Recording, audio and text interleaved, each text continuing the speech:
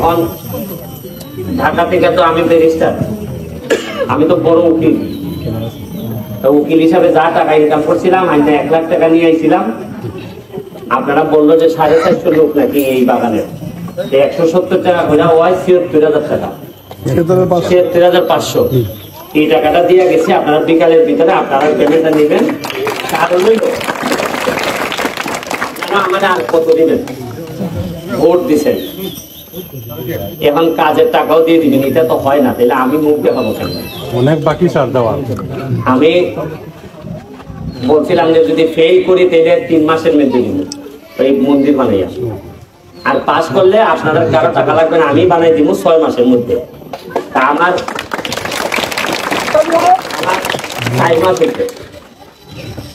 এখন বরাদ্দ দিয়ে দিছি, এটা নাকি কিভাবে জানি মিস হয়েছে। তারপর আপনারা চিন্তা করেন না, আমি আগামী সপ্তাহে প্রাথমিকভাবে 2 লাখ টাকা বরাদ্দ দেওয়া, ওই জন্য তো দেখেছেন, এটার নাম কি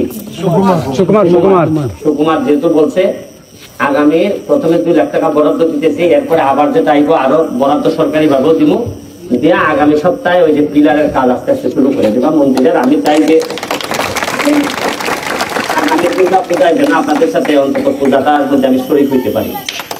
আর সুতাপাড়ার যে মন্দিরটা, এটা তো অলরেডি বরাদ্দ দেওয়া হয়ে গেছে, এইটাও কথা দিছিলাম যে করে দিন। আমার একটা জিনিস ভালো লাগতেছে কি জানেন, গড় ঘামতেছি তারপরও ভালো লাগতেছে। কোন জায়গাটা ভালো লাগতেছে জানেন? আমি শুনলাম যে আপনারা এতই দুর্ভাগা, আগে এই পর্যন্ত নাকি এই হাতিমারা এই জায়গায় নাকি কোন এমপি নাকি কোন, কারণ আমার বিশ্বাস করেন আমার চোখ দিয়ে পানি আসতেছে এই কারণে যে বছরের পর বছর আপনাদের কাছ থেকে নৌকায় নাম করে এরা ভোট নিল, শেখ হাসিনার কথা কইয়া ভোট নিল, আর শেখ হাসিনার বাচ্চাগুলার এইরকম না খাওয়াইয়া মানলো। তাহলে তোমরা কিসের শেখ হাসিনার নাম নিলে? তোমাদেরকে মানুষ ভোট দেয়, তোমরা কথা দাও যে তোমরা ভালো রাখবাই, ভালো খাওয়াইবাই, ভালো পড়াইবাই, ভালো রাস্তা করে দিবাই, এই জন্যই তো ভোট দেন আপনারা। অথচ আমার আশ্চর্য লাগে, আমি এবার দ্বিতীয়বারের মতো আইছি হাতিমারায়।